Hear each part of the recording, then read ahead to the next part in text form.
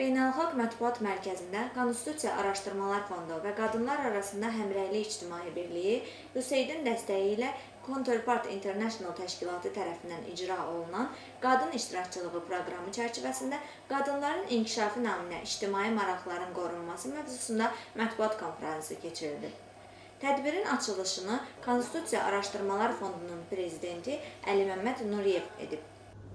Vətəndaş cəmiyyəti, media nümayəndələri, həm dövlət orqanları, həm beynəlxalq təşkilatların nümayəndəsi, həm eyni zamanda burada beynəlxalq inkişaf agentliyi nümayəndəsi, təlim müəllimləri əyləşir, Counterpart'ın nümayəndələri burada əyləşir. Onlara da təşəkkür edirik ki, burada dəstək verirlər. Layihənin məqsədi cəmiyyətdə qadınların aktiv sosial qrup kimi formalaşması üçün Birləşmiş Millətlər Təşkilatının qadınlara qarşı bütün növ ayrı-seçkiliyin qarşısının alınması üzrə konvensiyasının Azərbaycan hökumətinə tövsiyələrinin icrası və təbliği üçün ictimai vəkillər kampaniyasının həyata keçirilməsidir.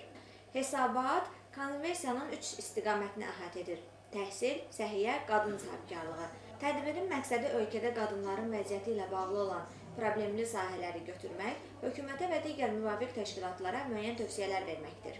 Tədbirdə çıxış edən Konstitusiya Araşdırmalar Fondunun eksperti Sacidə Əbdülvahabova qadınların daha az rəhbər vəzifədə çalışmalarını vurğuladı. Səhiyyə, təhsil, əlbəttə, qadınların sayının çox olmasına baxmayaraq mən özü rəhbər göstərmişəm. Rəhbər vəzifələrdə 37